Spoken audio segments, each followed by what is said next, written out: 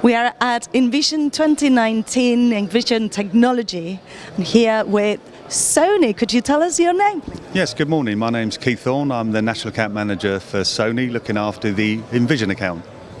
Fantastic. Keith, what are you showing us today? Well, today we're showing the new range of TVs which launch around April, March, May time. This is our key focus TV today, which is our OLED. It's called a 65 AF9, but it's all about the quality of picture and the sound performance that comes from the screen as well.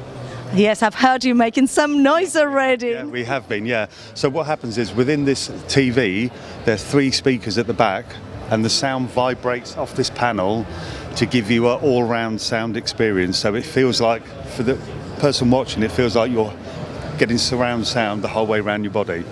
Amazing, and it's not very thick. It's a thin as a... It's very thin, so actually, if I can just show you here, Jenny, that's how slim the actual model is itself.